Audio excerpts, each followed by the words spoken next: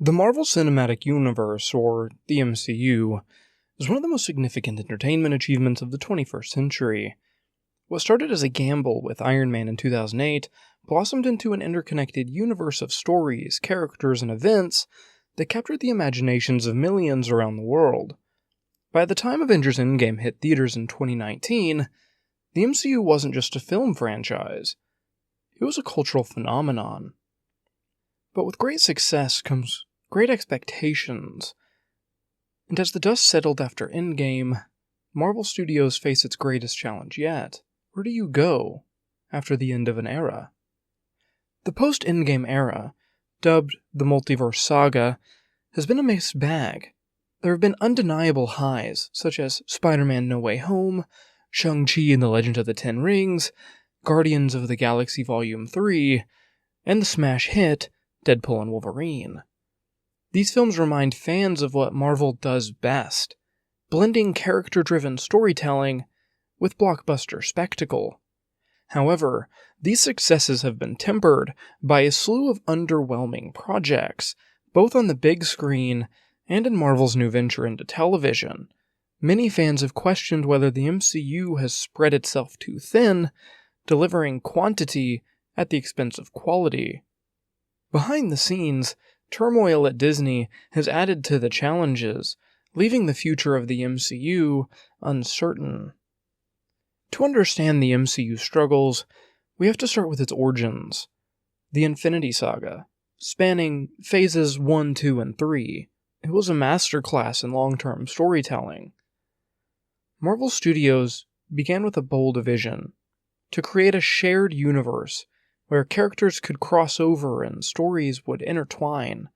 Iron Man, in 2008, set the stage, introducing audiences to Tony Stark, a flawed but charismatic hero brought to life by Robert Downey Jr.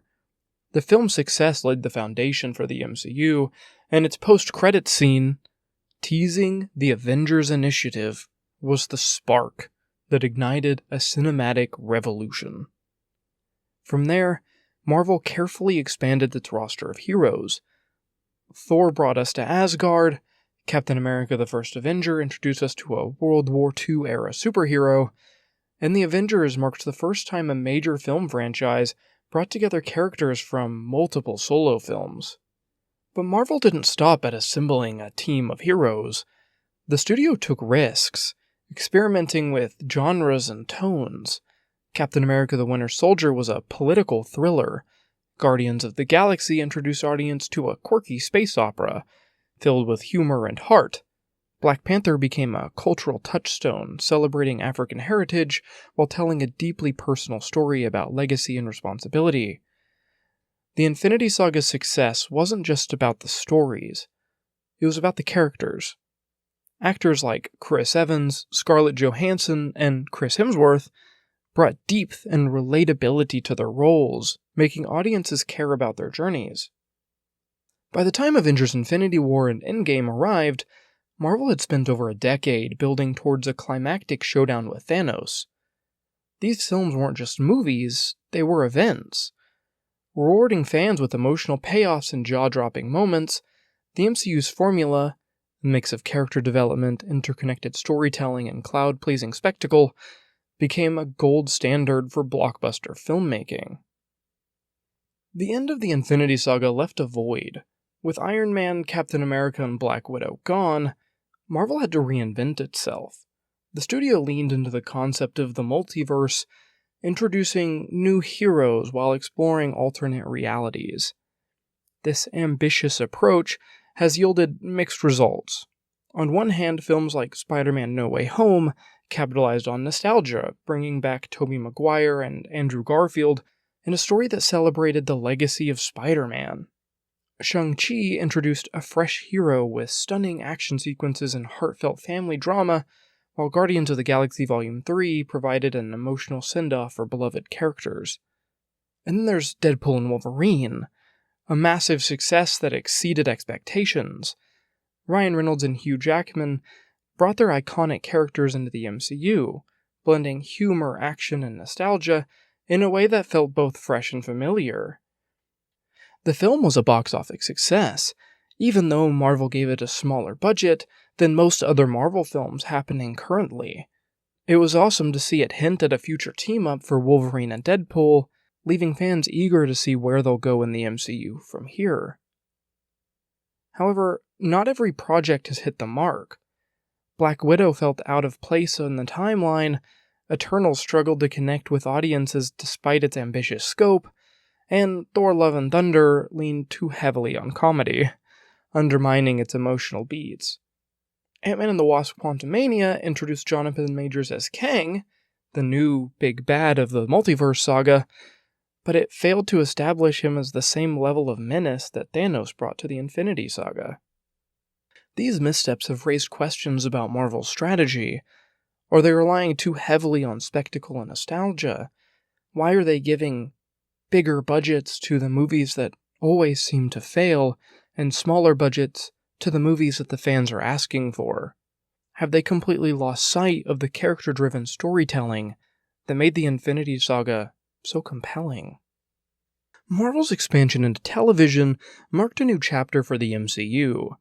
Shows like WandaVision and Loki showcase the potential of the medium, offering fresh, experimental storytelling that wouldn't have been possible on the big screen. Moon Knight was another standout, with Oscar Isaac delivering an amazing performance as Mark Spector, a man grappling with dissociative identity disorder. The show blended psychological drama with supernatural intrigue, making it one of Marvel's most unique offerings. The Werewolf by Night special event was also a surprise hit, embracing its horror roots with a stylish yet self-contained story that paid homage to classic Universal monster movies. But for every hit there were misses. The Falcon and the Winter Soldier struggled with pacing and an overcrowded plot. She-Hulk Attorney at Law had a lot of issues that polarized fans, and Secret Invasion disappointed with its lackluster execution.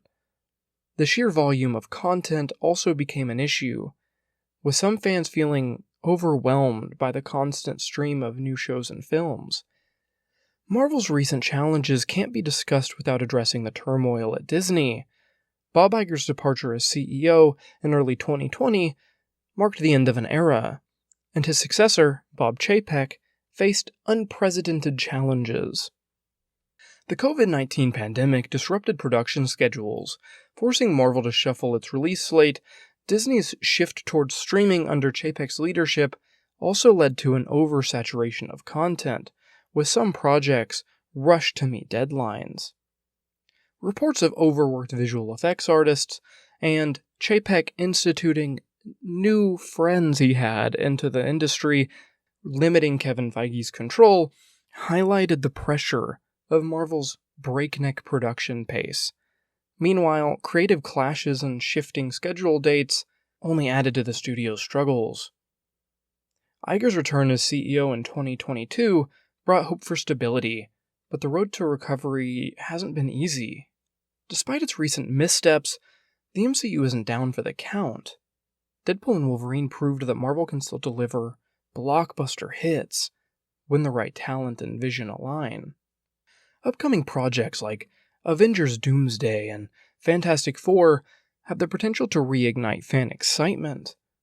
The inclusion of the X-Men opens up endless storytelling possibilities, and fans are eager to see how these iconic characters will be integrated into the MCU. To capture its former glory, I think Marvel will need to refocus on quality over quantity. It'll need to prioritize character-driven narratives and be sure that everything that it's doing is setting up a larger plot moving forward, and start connecting its characters rather than every single movie just kind of feeling like a one-off. Either way, you have to admit the Marvel Cinematic Universe is definitely at a crossroads. Its journey from Iron Man to Endgame set the standard for cinematic universes, but the road since then has been rocky. Whether the MCU can return to its pre-Endgame greatness or settle into a new normal remains to be seen. Be sure to like and subscribe to get more episodes of Into the Frames like this one, and let me know your thoughts in the comments. Do you think Marvel can regain its footing? Will it end up better than ever before, or is this the beginning of the end for the MCU as we know it?